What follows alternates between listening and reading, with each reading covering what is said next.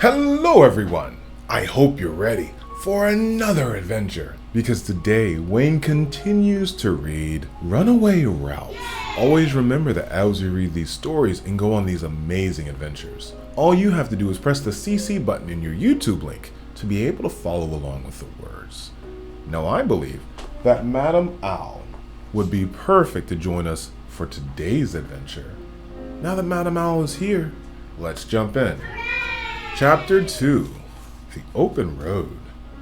Too excited to hide in the grandfather crock where he could watch television, Ralph spent the day beside his motorcycle under the television set watching the life in the lobby, waiting for night to come. Luggage was set down with a thump. Guests complained that there were not enough towels in their rooms, and when the guests were gone, the desk clerk said to Matt, "What do they think this is, the Waldorf?" Ralph listened to the manager of the hotel spoke sharply to the housekeeper about cigarette ashes on the carpet, and the housekeeper spoke even more sharply to the maid who ran the vacuum cleaner so carelessly that Ralph was not even frightened. He was too busy thinking of the night that lay ahead. When the boy called Garth clumped across the lobby in his new cowboy boots on his way to Happy Acres Camp, Ralph longed to follow him out the front door, on the steps. Late in the afternoon, new guests straggled into the hotel. Some looked at shabby furniture and dusty deer heads and left. Others, too tired from driving to look any further, stayed. When the television set was turned on, Ralph polished the chrome on his motorcycle with his paws. When the set was silenced, he napped, too excited to sleep soundly. At last, the bugle in the distance played its slow, sad notes, and old Matt left the front door open as he went out on the porch to look at the stars. The moment had come. Ralph snapped his crash helmet in place. He grasped the handlebars and pushed the motorcycle on from its side, avoiding the attention of the night clerk by guiding it along the edge of the baseboard to the door. On the porch, he mounted with a vigorous and rode across the cracked concrete to Matt's feet at the top of the steps. "Hi," said Ralph, who was able to talk to animals and to any human being who loved speed and motorcycles, and who understood that the only way to make a miniature motorcycle was to make a sputtering sound that sounded like a big motorcycle. "Why, hello there, young fellow," said Matt. "Just where do you think you're going?" "I'm running away," said Ralph, "on my motorcycle." "You don't say," exclaimed Matt. "Yes, I've had enough of this place," said Ralph. "I'm going someplace where I can be free." "You want to get away from your family," said Matt, grasping the situation at once. "You want to be independent." "That's right," said Ralph. "I'm tired of being bounced around by my mother and Uncle Lester. I'm fed up with my pesky little brothers and sisters and cousins. I don't want to grow up to be another crumb-scrunging mouse. I want adventure and excitement, and I'm going to ride off on my motorcycle and find it." "Sounds good," observed Matt. "I wish I could do the same, just ride off into the night on a motorcycle. I always wanted a motorcycle, but I could never afford one. When I was young, I had helped my folks, and then I had a family of my own to take care of. Now that my family is all grown up and gone away, too old for a motorcycle." The mouse and the man were silent for a moment before Ralph said, "Well, I guess I'd better be going." "So long," said Matt. "Good luck. I'm going to miss you. It always cheers me up to see you tearing down the halls like a little daredevil." Made the suitcases seem a little lighter somehow. With that parting comment, he turned and started walking back to the hotel. "Hey, wait," squeaked Ralph.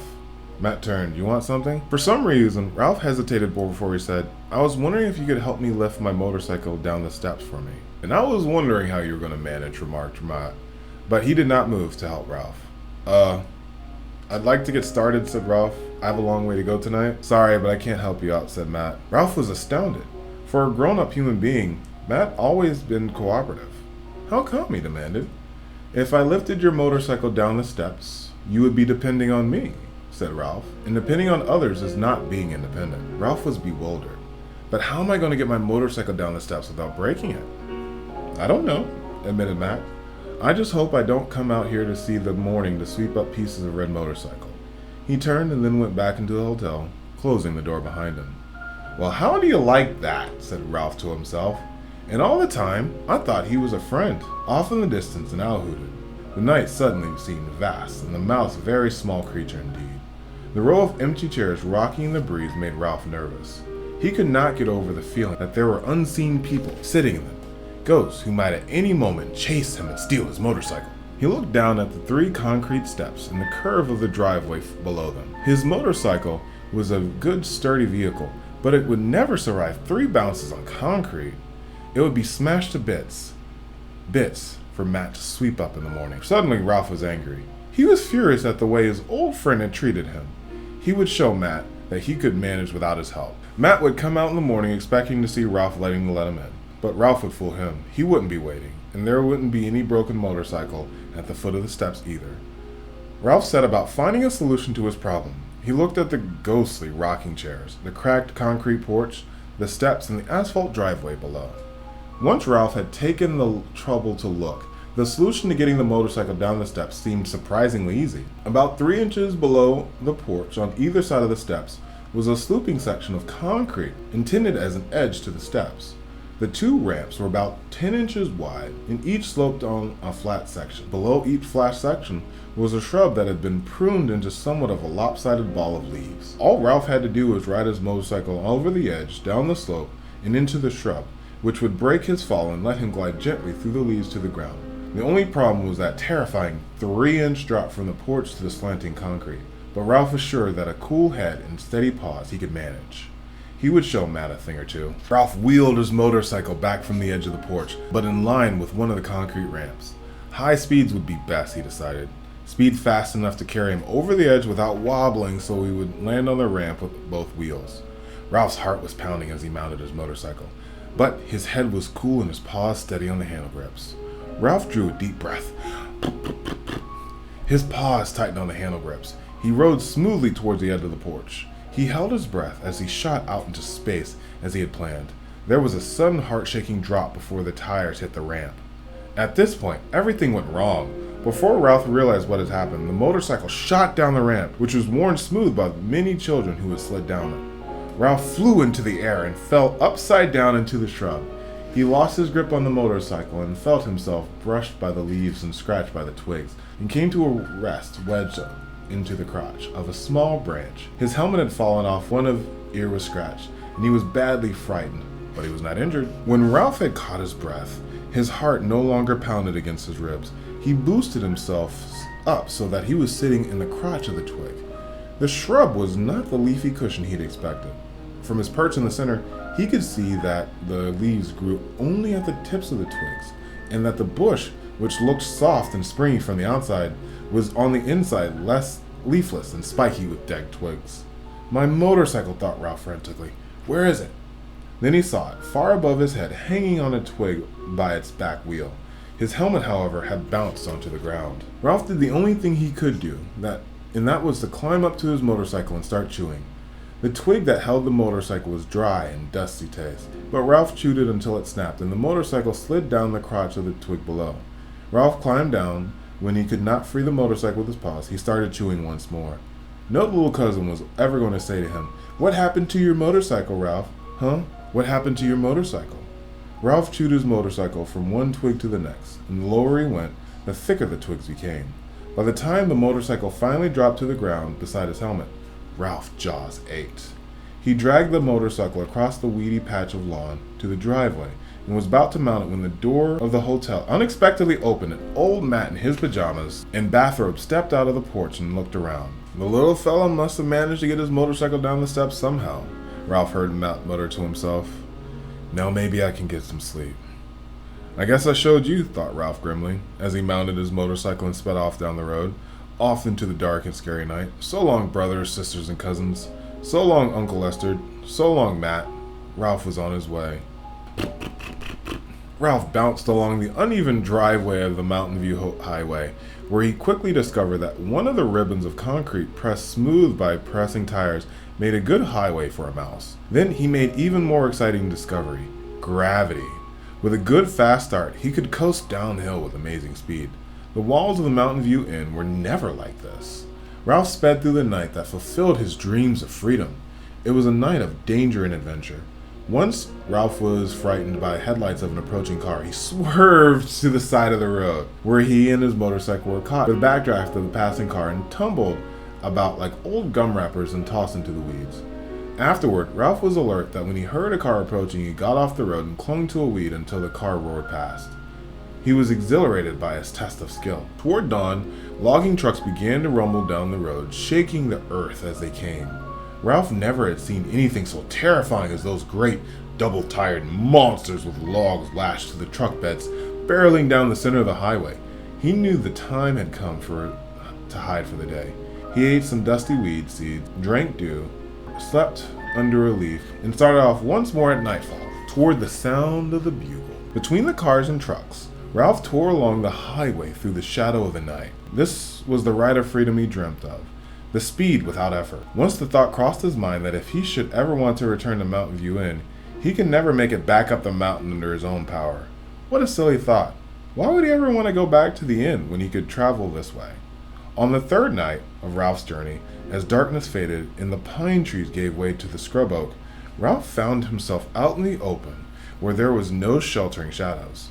A milk truck rattled past its way on the Mountain View Inn. Blackbirds greeted the dawn with bursts of gurgling songs, and not far a rooster crowed. A pheasant flew low across the road, startling Ralph and causing him to collide with a piece of gravel. The road, which now followed along an irrigation ditch, had leveled off. Ralph had to produce his own power. As Ralph putted along his motorcycle, daylight made him uneasy. He was looking for a place to hide when the notes of the bugle, so close he felt as if they might shatter him, burst forth in a lively morning tune. Before they died away, laughter and shouts filled the air. Medium-sized boys and girls, peanut butter, sandwiches. Ralph reached his destination. Ralph wished old Matt could see him as he rode off the road and bounced onto the gravel lane that crossed the small bridge over the irrigation ditch. Ahead, he lay low, weathered buildings surrounded by lawn and shaded by walnut tree.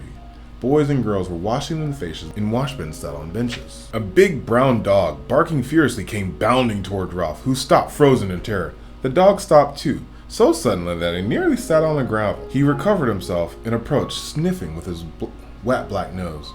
Ralph sat his paws clutching his handle grips in fear while the horrible black nose stiffed him. "And just who do you think you are?" asked the dog. "A mouse?" Ralph felt very, very weak. Sam eyed Ralph with curiosity. "Where did you get the motorcycle?" he wanted to know. "A boy gave it to me." Ralph was beginning to feel slightly braver, but only slightly. The big dog could gobble up a mouse with one gulp, but not if I hang out onto my motorcycle, thought Ralph, feeling that his courage had not deserted him entirely. A dog would not eat a motorcycle. "No kidding," said Sam. "A mouse-sized motorcycle? Where did you come from?" "The Mountain View Inn." "That rundown place?" said Sam. "I'm not surprised to see a mouse deserting it. Where are you going?" "Well, here, I guess," said Ralph. "I followed the sound of the bugle. I wanted to be near medium-sized children and peanut butter and jelly sandwiches." "Sorry," said Sam. "You can't come in here. I'm the watchdog of Happy Acres, and it's my job to protect the camp." "Aw, come on," said Ralph, who was beginning to see that Sam was not really a ferocious dog. "I'm just a mouse." Sam looked uncomfortable. Obviously, he was a dog that liked to please everyone. "I would let you in if I could, but my orders are to keep out anyone who doesn't belong here." Ralph hunched down on his motorcycle. "Please, I'm a teeny little brown mouse. No one would even notice me." Sam's honest face looked worried. "No," he said at last, "I can't let you in. I have my orders from Aunt Jill and Uncle Steve in the camp office. They are in charge here." "I've had a long, hard trip," said Ralph, "and I'm tired and hungry." Sam looked so worried that Ralph pressed his advantage. "You know boys like mice. They would be glad to have me." Sam looked back towards the white building under the walnut tree. Then he looked at Ralph. "I tell you I can't do it," he said. "If I can't let you come in, I'd be breaking my orders. I'm already in trouble because a car came in the middle of the night and dumped off a box of kittens. It got away before I could rouse anyone." "Kittens!" squeaked Ralph in horror. "I've had the worst time with kittens." Sam's voice was gloomy. "People are always dumping kittens here because they know girls will beg their parents to let them take them home." "Very many kittens?" asked Ralph, who was feeling nervous. "Too many," said Sam. "We've already had 3 kittens that belonged here, and the other night 6 more were dumped. And once they are here, I'm not allowed to chase them. I tell you, it isn't fair. If there's one thing I can't stand, it's kittens. Silly little things with no sense of responsibility." Sam's troubles made Ralph feel cocky once more. "If you're a watchdog, watch me," he said. And taking a deep breath, he shot between Sam's legs and out the other side before the surprised dog could turn around. Ralph swerved around the green walnut lying on the ground and into a patch of weeds beside the nearby building. "Come back here," barked Sam. "You aren't supposed to do that." He began to snuff around the weeds. Ralph had not expected to be snuffled for. He had thought that once he was inside the camp, Sam would give up. Sam growled and moved his nose around the weeds like a doggy vacuum cleaner. Unable to ride, Ralph pushed his motorcycle further back into the weeds. The wet black nose parted the stalks, but Ralph was saved by a gopher hole. He dragged his motorcycle into the shelter. "Oh, no you don't," growled Sam, began to dig with his powerful front paws. Dirt began flying. Pulling his motorcycle after him, Ralph waded further and farther through the loose dirt into the gopher hole. Faster went the paws. "Hey everyone, Sam's after a gopher," a boy yelled, and Ralph could feel feet pounding on the ground overhead. "Go get him, Sam," urged another boy. "Sick him, Sam," everyone gathered to see at once. "You're being mean to the gopher," protested a girl. Several voices began to yell. "Go, gopher, go!" Faster and faster flew the paws from their strong toes. Sam was panting now. Ralph pushed further and further back into the gopher hole until a disagreeable voice ahead of him. "And where do you think you're going?" "Eek!" squeaked Ralph, face to face with the owner of the gopher hole. He hastily pushed his motorcycle when he had been pulling ahead of him for protection. "Beat it," said the gopher, squinting at it. "I didn't dig this tunnel for mice. The digging paws are coming closer." "Attaboy," shouted Sam. "Go, gopher, go," shouted the girls. Even the gopher looked uneasy. "Please," pleaded Ralph, "save me from that beast." The gopher was more interested in saving himself. Already he was beginning to move further down the hole. "You can stay until the dog starts digging, but no longer," he said, and fled off into the network of tunnels. Not far away, the bell clanged. "Breakfast! Chow time!" yelled the boys, and the feet went pounding off in the direction the bell shook the ground overhead. The paws stopped churning, but overhead Ralph could hear the sound of panting. Sam poked his fearsome snout into the gopher hole for the last time before he trotted off for breakfast. "Whew!" gasped Ralph, leaning against the motorcycle. He had pictured camp as a place where boys would bring in peanut butter and jelly sandwiches, not this dark and dusty tunnel inhabited by a grouchy gopher. Oh wow, seems like not everything was as Ralph thought it was going to be. What did you think, Madam Owl? I like that part too. We'll see you for the next adventure, okay? And we'll see you on the next adventure, here with Wayne Reads. Thank you for joining us, and we can't wait to see you again. Bye-bye.